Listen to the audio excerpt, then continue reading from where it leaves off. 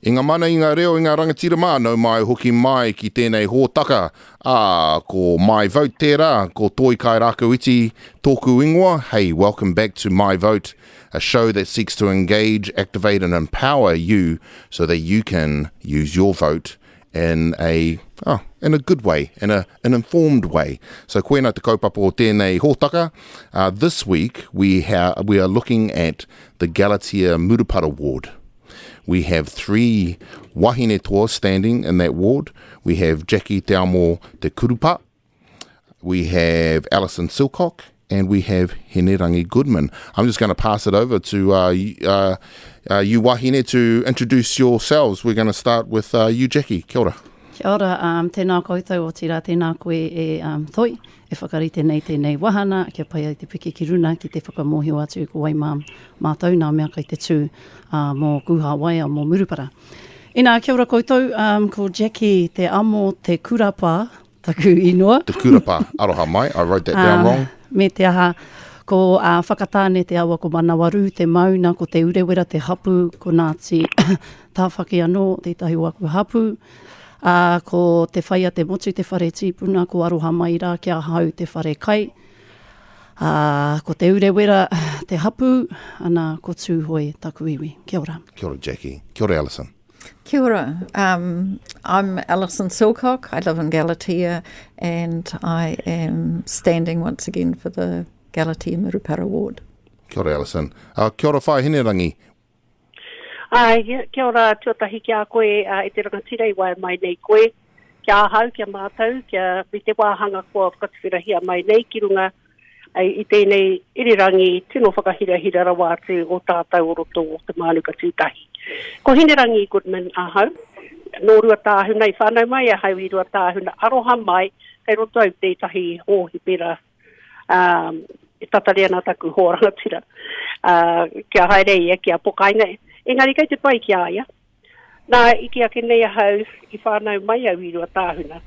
Nō tūhoi, nō Ngāti whare, nō Ngāti manawa, nō Ngāti ko patu heu, Ngāti haka. Tai no atu hoki roto i kira i te rohe o Ngāti awa, nā ko hau tērā. Koe nā rā. Oh, kia ora, whaia. It's good to have you with us, even if you are on the telephone. It is great to have you here on the show today. Yeah, it's a bit distracting of what's happening around me here. Yeah, well, kia kaha whaia, kia ora. Hey, so I'm going to jump straight in here, guys, and I'm going to talk about the Meet the Candidates that we had up in Murupara. I was at both of them. At one of the Meet the Candidates, there were 2 members of the public that showed up. At the other Meet the Candidates hui, there were 5 candidates that showed up. 5 electors, community members that showed up. Between 2 hui, that's a total of 7 people from Murupara that showed up. He tohu tērā pia. Jackie. Kao, i te meara i roto i te rohe o uha waia o Murupara, i nā hui i tai atu ahau, i ki te au i te rahi o nā tānata i kona. Engari anō, ko te whakaara ke pēr i a Murupara, kia tai atu rātou ki o rātou hui, ka tahi ka tino pai ake. Engari mō kura, e hara i te mea kāre tai mai nā tānata ki te whakarono ki nā mea kai te tū mo tērā wāhi. Ka pika toa nā mea i rua tāhuna, ka pika toa nā mea i te wai o hau ana i te whaiti oki. Well, you were there, Alison, in Murupara, and you know, the community not showing out, is that just a sign of the disengagement that community feels from this process? You've been councillor for how long? 2 terms. 2 terms. I've been councillor. 6 years. Were you surprised by the lack of turnout? I don't think people are disengaged. They're actually busy doing other things, and I've spoken to plenty of people who weren't there, and they were happy with the process. Perhaps they didn't know the one on the meeting we had on the Thursday night at Tawhio Kura. That probably wasn't as well advertised, but Because that's a part of it is the organisation within the community. Because I've been to a few of these now. I went out to Kauro, 120 people at one, close to 200 at the next one. Go to Tāne Atua. That was a packed hall there. We had over 60 people there. I guess I'm just saying in terms of you saying that it wasn't advertised well, but isn't that a sign of a lack of organisation in the community? We don't have a choice who organises the meetings. That is up to individuals or groups to organise the meetings. The one thing I do think is disappointing, we didn't have all the mayors there. I think that would have drawn a lot more people because perhaps the community know the three standing for council. And Toi, I know they possibly didn't know you. And that was disappointing. They didn't get to hear your kōrero. Kia ora, Whai Hinerangi. How did you feel about the turnout in Murupara? You had both of those media candidates. I'll speak both in Māori and in English. Kia te pai, kia ora. Kare aku māharahara, I actually don't have, any great disappointments about who turned up and who didn't. And in fact, from what I knew from Pen Bird, he just really wanted two mayoral candidates that were directly part of the Murupara Galatea. I don't know. I know Poe is not, but as a mayoral candidate, Poe is actually one of the people who has a lot to do with Murupara. And Pen Bird felt, I'm not defending Pen, but he just felt that Pourotua and I were the people that he wanted. As I understand, the organisers are the ones who organise these hui. Yeah, that is correct. Maraka. And so, and you say there were, I agree, there were a few people, but word of mouth gets around, and I have had a lot of good feedback from people who weren't even there. And the same as the other hui at the Dick Hatch, even though there were few people there, the same thing, there's a lot, the word's got out, there's a lot of people talking. And I don't think we should just judge some of these hui by the fact there's only a handful of people.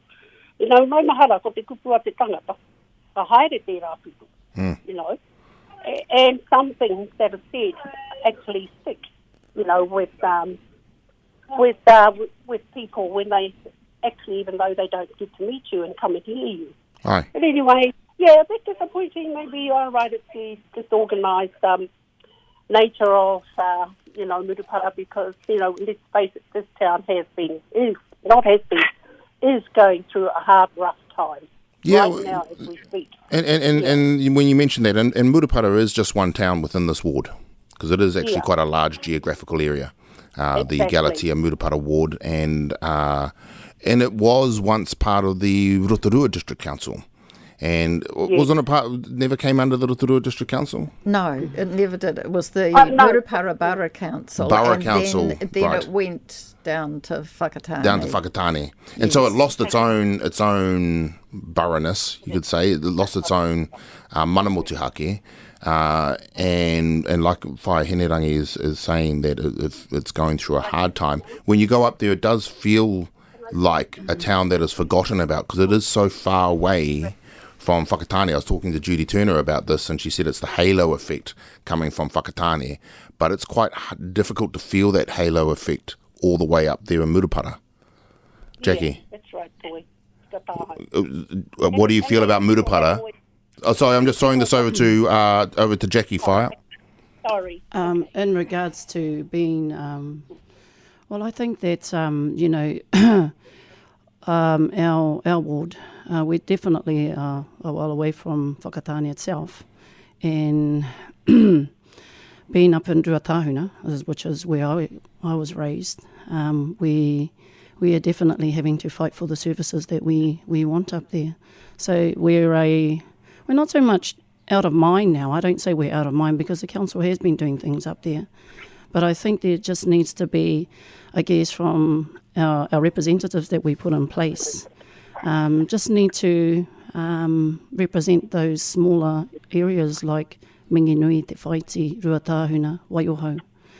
And sometimes, not all the time, we could be lost inside those discussions. Because as the councillor for Galatea Murupara Ward, Alison, you are actually the councillor for Minganui, for Ruatahuna. How is your relationship with the people within those communities? I'd like to think that my relationship is very positive within all those communities, and that I visit them on a fairly regular basis. Certainly any concerns that people have, they let me know, because a lot of people do know me and are able to contact me, and I bring them down to council, and they're well received, the concerns, and acted upon. Because you live in Ruatahuna, a whai Hinerangi. How do you feel the relationship between, because I mean, even, Ruatahuna is that much further past Murupara. How do you... Ruatahuna is the furthest place away from the Whakatane District Council, unless you head down the Whakatane River. Sure. The thing is that, out of sight, out of mind, it sure is right. You just have to take a look at our roads and how neglected they've become. You just have to look at everything else that's happening. You look at Murupara, you look at Minganui, you look at the Whaipi, it is just the same. There is really no resources or council funding, real funding and real resources that are being shared, that are equally distributed to these communities. And I'm really arohaka because it is just that, out of sight, out of mind. So you only wonder people have given up on things when it comes to the elections. People show up and because they want to get onto council, some of the things used to hear. Or why bother? Because once you people get elected, you don't come back. And, there might be a ring of truth in those words, because if you really look hard and really think down, to the bottom of your tummy, they say, listen to the people. Well, are they being heard? That's all. I'm a people person, Toy, and I'm a communicator as well, and I have a good ear for listening to people. And this is what they're saying. Why bother? You people just want our votes and then you bugger off. Kia ora whai, kia ora. Jackie, there is no Māori wards around or in the Whakatane district. They got voted down. This has been discussed at the Meet the Candidates before, so you are having to stand in a general electorate. And both you and Whai Hinerangi, I'm sure, feel that these are majority Māori communities. They don't turn out and vote. The Pākehā within the community probably do turn out and vote, so you are still up against it to a certain extent.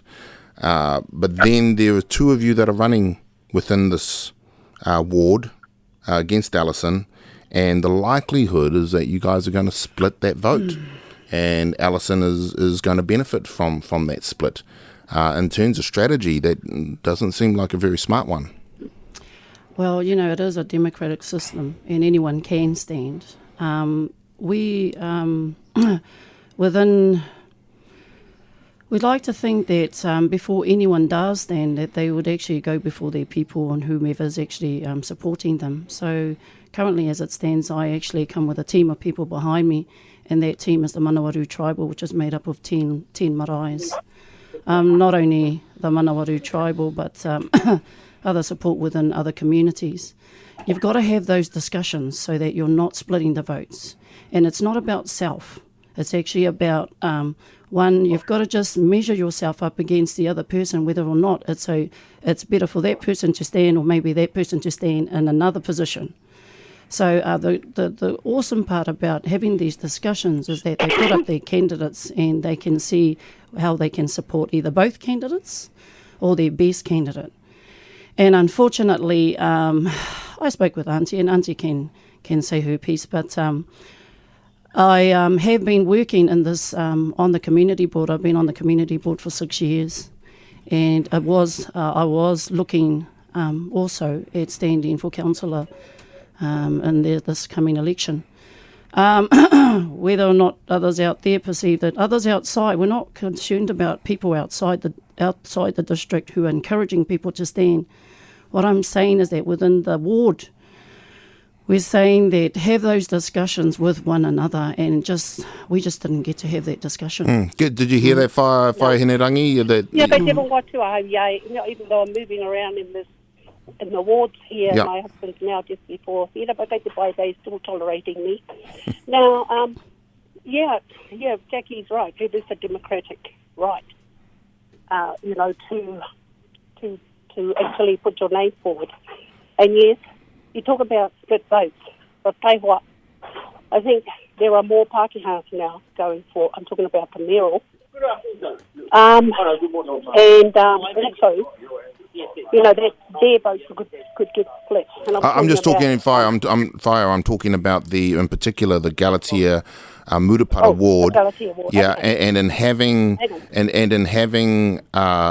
ensuring that Māori has a voice there, because it is a high Māori population, and you're having to stand in the general electorate, that the clear strategy would be that it would be a head-to-head between a single candidate from that Māori put forward from that area to stand against Alison.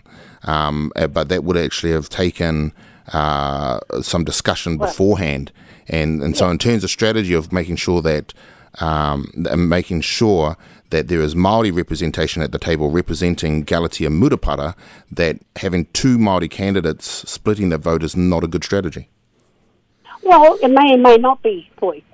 When you think about it, there's the two of us, my returning for Jackie, and we did have a kōrero after we'd both been, had our registrations go through. And at the time, in the week that people were required to enter their registrations, the only name that I saw in there that we saw was Alison, and that was a Wednesday, or Thursday up to a Wednesday. And I hadn't known that Jackie was actually standing for the council, and no, I hadn't been to tribals at home, and our tribal delegate hasn't been bringing reports back to the hapu. Now, this is like washing your linen out, but that's the truth. So, but since we were both, and we realised we were both in there, we had a kōrero with each other, and we wished each other well. When you look at it, there's me and Jackie, and then there's Alison. This could be a bonus coming, who knows? If I should become the mayor, then going on the mayoral vote, and if I also have the higher vote for the candidate, whoever out of Alison or Jackie will get that position. And it's not a lot. But I'm picking that there's been a lot of animosity towards Alison from our own people. And the talk, catch cry was like, yep, go for it, get rid of Alison. This is a politics, Alison, and I'm not, saying these things to offend you. But as I said, we're in this actually for the long haul. And I'm sure Jackie will be, and I may not be if I don't get in this round. But we're not saying that. We're onward, forward, positive people. And I still think there's a place for both of us, me and Jackie. Sure. And I'm confident in that choice. That's where I'm at. Ka pai, kia ora Whaia. Alison, actually, technically, if Hinerangi was to get the mayoralship, would that force a by-election, or would it be the next one in line? No, she can't take two positions. Yes, that's right. So she takes the higher position, which is the mayoralship. The mayoralship, but the voting, if she won, I don't know, if she won the voting for this councillor, I'm not actually sure what happens. Possibly be a by-election.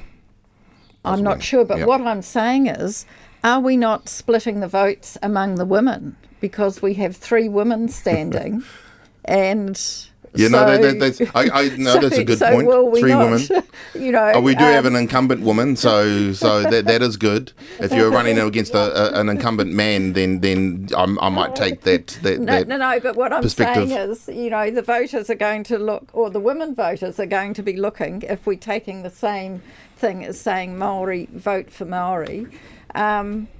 The women are going to go, oh, 3 women, so which one am I going to choose? Sure. I mean, when you're looking at communities like Ruatahuna, and when you're looking at Ruatahuna and Minganui and Murupara, which are high Māori populations, high Māori populations, I guess even yourself could understand why Māori would feel like they want somebody who, A, has te reo, B, has knowledge of the tikanga and kawa and the history of those areas from a Māori perspective, because in terms of our thinking and the way that we look at infrastructure and the world around us, it's a very Māori skewed, culturally, not racially, but culturally perspective. I just wanted to go to the wards, because you did vote against the Māori wards. But you did make a good point, I felt, when you did say that if it was split into a Māori ward and a general seat and a Māori seat inside of that ward, that the population would not actually meet the benchmark to create those wards, because those are actually established down in central government. So those are some of the technical aspects of this situation. Could you explain that a little bit further, Alison? Well, even the fact that we have 1,500 voters, and so just putting it briefly, 750 Māori, 750 on the general roll, if when they work out where the seats are for our area, it will be down somewhere in the wider Whakatane district. And so we actually won't have representation at all up here, because even if we stood, we're not really known down in the wider district. Right, the boundaries will get expanded, and yeah. Yes, and so we're, talking to the unknown. Well, they're voting for the unknown. No, essentially. Yeah, I get that. Okay, we're going to move on to issues around infrastructure, because I think that's one of the major things that's happening within this ward that needs to be dealt with. The resource consents are coming up and pretty soon. There's a lot of work that has to be done. I'm going to start with you, Jackie. What are your main priorities if you get in? Because you can only get so much done in a term. What are the things that you want to push for? Well, the 3 main priorities that I'd like to see is, one is governance. Governance is a huge thing for me, because I think our people think that's the reason why our people are not engaged with some of the issues that are going on in council. And I think that once they know how the entity actually works, what the structure is, where they can place their submissions. There's a bit of kōrero out there, but I think I really want to drive that home inside these communities, so they know where they can go, so they know when the submissions can be put forward. My other one is around, of course, protecting our natural resources. Coming from Te Urewera, coming from Ruatahuna, and being growing up in the Nahere, looking after our rivers, looking after our Nahere is one of my top priorities that I'd like to see. Also, and lastly is economic development. I think in terms of, and just reading the LTP around thriving communities and things like that, I think we can only do that if we've got mahi inside that. How that's going to work out, I have a plan for that too. You do have a plan for that? Yes. You got some policy statements? Kapai, Alison, I'm going to hand it over to you. What are your top priorities? I mean, you've been in there for two terms. You understand the machinery of council and the limitations also, because it is important to understand the limitations of that. But so what do you I'm going to give you a slightly different question. What do you think you have achieved in the last term, and what do you want to achieve in the next term? I think I have achieved a lot of communication with all of the district, going from Ruatahuna down to Waiho, continually communicating, asking what their needs are, listening as well to to what they want. We have achieved a lot of management within the ward, and especially Galatea are very pleased to know they're a forgotten area. That Cemetery Road was sealed. Now that was a targeted rate in the 1970s, so it was already paid for then. They've finally sealed it. There are a lot of... So it was a targeted rate in the 1970s and it only just got sealed. Yes. Amazing. We're excited. We're happy. I'm not sure if I'm so excited by that. Sorry, carry on. Things take time. I think as our community board has had a lot of support, the communities have asked for and come to the community board. Our roading, we still have unsealed roads. That was a council policy not to seal roads, so that's whakatane. We don't have that the benefit of being able to ask for, it's always asked for, but we don't have the sealed roads. We've the water within the Murupara area has been upgraded, and part of that is through the government policies for higher drinking water standards. So that has been lifted up. What we do need to do is the sewage ponds in Murupara are past their use-by date. We need to look at that. Their resource consent runs out in 2026, so that might only be 6 years, but we have time to get that in place so that it's actually up and running in a sustainable way. Okay, so that's your to do for next term if you're still there. Kia ora whai Hinerangi, what are your top priorities? You mentioned the roads already. Aroha mai, guys, you must be hearing me talking to doctors and someone getting ready to take my husband away, but he's still here. Okay. You know the show must go on? Yes. Okay. Right, first up, our roads. Roads, First up, the road to Ruatahina, the road from Ruatahina, from Murupara to Ruatahina out to the world. I think it's disgraceful that we have not had ongoing maintenance of our roads from as way back as I can remember. It is always full of potholes, and at times when it rains so hard, they look like little lakes. And I have seen many near accidents on our roads because of the ongoing maintenance by council. And every time we get told, ring council, ring them. Excuse me. What do these people take us for?